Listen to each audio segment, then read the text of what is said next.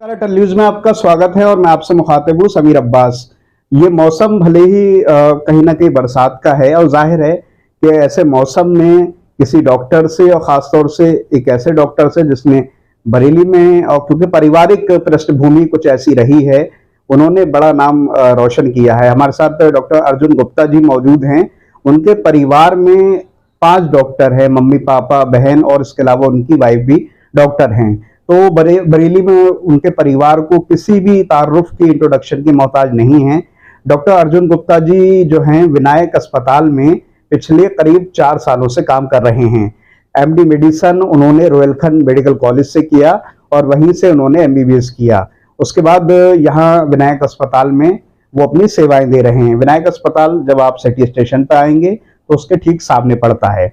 एक बात और मैं बताता चलो, जब आप बदायूं जाते हैं तो जो पुल है उससे आपको जो उनका पूरा परिवार का नर्सिंग होम है, पूरा उसका भी परिचय समझने की कोशिश करेंगे।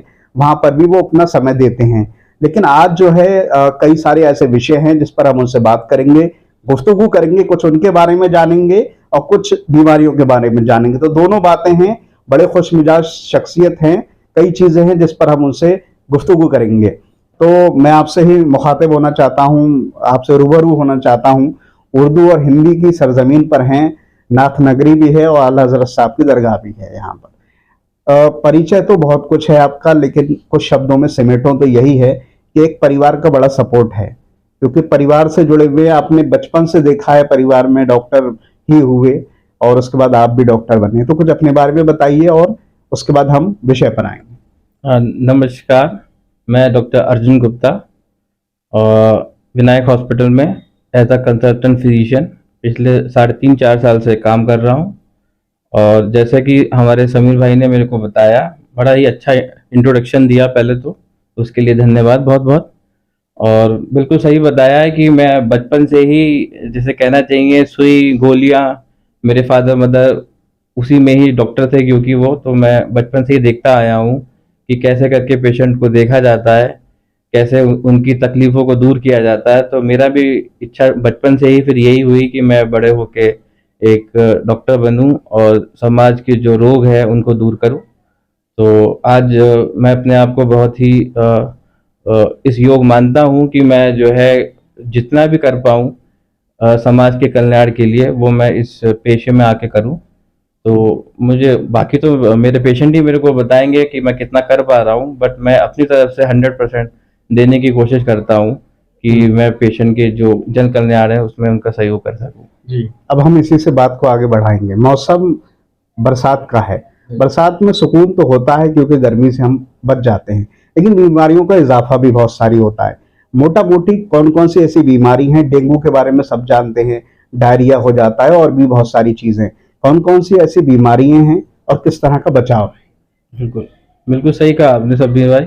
सबसे बड़ी मेन दिक्कत की बात यही होती है कि बरसात आती तो है, मौसम सुहाना हो जाता है, लेकिन उसके साथ साथ में जगह जगह जब पानी इकट्ठा होने लगता है, जब लगातार बारिश होती है, तो उस पे जो हमारे मच्छर पनपते हैं और मच्छरों के कारण जो बीमारियां होती है, वो एक बहुत बड़ा कई बार मुसीबत का सबक बन जाती हैं, शहरवासियों के लिए भी और गांव तक भी। तो हर साल आप देखेंगे जब बरसात आती है तो उसमें जो बीमारियां आमतौर पे पनपती हैं मच्छरों द्वारा, खास तौर पे वो है आपके डेंगू, मलेरिया, चिकनगुनिया, और साथ ही साथ जो गंदा पानी घरों में घुसता है, सब स्किन की कंडीशंस जो हैं वो भी पनप जाती हैं। तो ये 4-5 चीज़ें हैं जो खास तौर पे परेशान करती है बरसात के मौसम में। इसी से आगे हम बढ़ेंगे। मोटा मोटी डेंगू का बड़ा जिक्र होता है, हम चाहते हैं उसी पे फोकस करें ताकि लोगों को एक अच्छी इंफॉर्मेशन पहुंचे।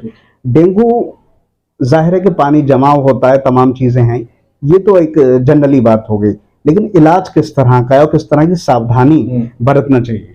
देखिए, सबसे पहले तो एक आम आदमी के लिए ये जानना ज़रूरी है कि उसके क्या लक्षण होते हैं, क्योंकि डेंगू जो है वो आम तौर पे और बुखार की तरह ही लक्षण लेके आता है। कि जैसे अगर मैं बात करूं कि जो एक डेंगू का मरीज होता है तो उसको भी बुखार, ठंड दे के बुखार आना, हाथों में और रैशेस पड़ जाना, शरीर में ज़बरदस्त दर्द होना, आँखों में दर्द होना, आँखों का लाल हो जाना, इसके साथ साथ जो है उल्टी, भूख ना लगना, यही सारे इसके भी लक्षण यही सारे हैं और बुखार की तरह ही। बट उसमें फिर जब हम उसकी जांचें कराते हैं तो हमें पता लगता है कि उसमें प्लेटलेट कम दिखती हैं, उसके जो है टीएलसी कम हो जाते हैं, तो हम उनको बताते हैं कि हाँ इनको जो है डेंगू के लक्षण लग रहे हैं। आप क्योंकि विनायक अस्पताल में 3.5-4 साल हो गए हैं, लगातार आप मरीज देख रहे हैं और इस टाइम मौसम भी बरसात का है, किस तरह की फैसिलिटी हॉस्पिटल में अवेलेबल है अगर किसी को डेंगू हो जाता है या बरसात से जुड़े या गर्मी से जुड़े प्रॉब्लम क्रिएट हो जाती जो हमारा विनायक अस्पताल है ये एक मल्टी स्पेशलिटी हॉस्पिटल है। तो यहाँ पे जनरल वार्ड से लेके एसडीयू, आईसीयू, ओटी हर चीज़ की सुविधा है। तो कहने का मतलब ये है कि सीरियस पेशेंट की भी यहाँ पे भर्ती की सुविधा उपलब्ध है और साथ ही साथ वेंटिलेटर तक की सुविधा यहाँ पे उपलब्ध है। तो जो भी हमारे पास डेंगू का पेशेंट यहाँ आता है उसके लिए हम कोशिश करते हैं कि कम से कम में पहले उसका इलाज किया जाए। तो हम उसको जनरल वार्ड में ही रख के इलाज करना चाहता हूँ मैं। लेकिन कुछ पेशेंट क्योंकि जब यहाँ लेट आते हैं तो उनमें उनकी प्लेटलेट काउंट बहुत कम हो जाती है, तो कईयों को तो मुंह से खून आना या लैट्रिन में खून जैसी समस्या भी हो जाती है। तो उनका मैं इलाज फिर जो है आईसीयू में रख के, या कई बार ब्लड भी उन पेशेंट को देना पड़ जाता है, चढ़ाना पड़ जाता है, तो वो सारी को हम यहाँ पे रख के पेशेंट को मैनेज करते हैं और अच्छे से घर भेजते हैं।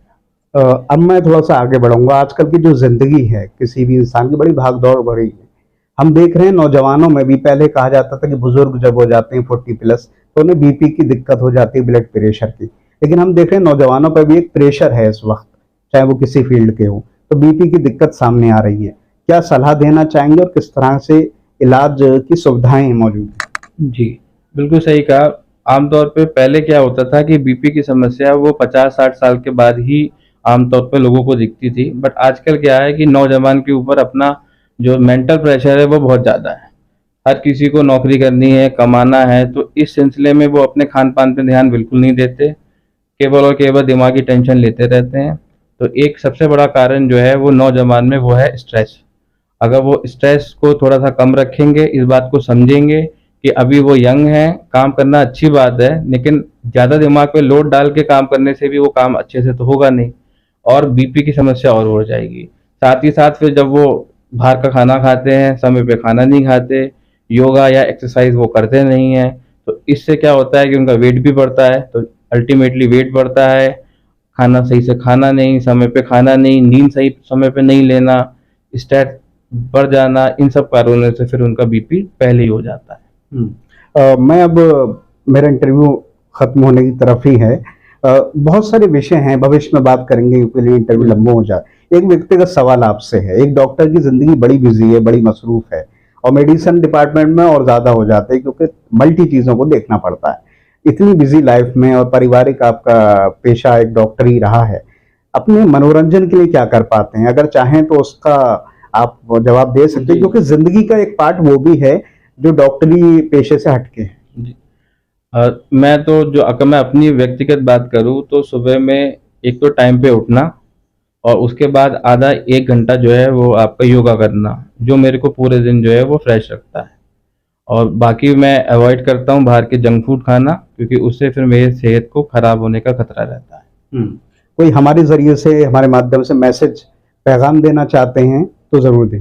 बिल्कुल, मैं बरेली वासियों को यही कहना चाहूँगा कि जो है वो स्ट्रेस को ज़्यादा दिमाग पे ना लें, बढ़ने ना दें, अपने काम को करें, अच्छे से करें, लेकिन स्ट्रेस को हावी ना होने दें, क्योंकि स्ट्रेस से ही आज के यंग युवा जो है वो जो है खराब हो रहे हैं, उसकी हेल्थ खराब हो रही है और साथ ही साथ शराब और सिगरेट से दूर रहें।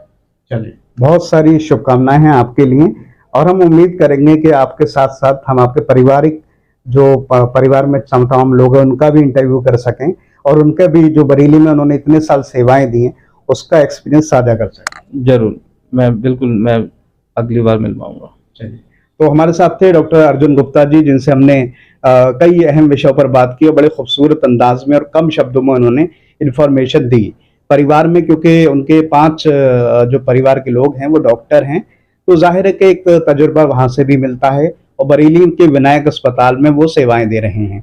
फिलहाल हमारी शुभकामनाएं हैं और भी भविष्य में और भी बहुत सारे विषयों को लेकर हम उनसे बातचीत करेंगे। इन तमाम बातों के साथ मैं समीर अब्बास, अटल न्यूज़।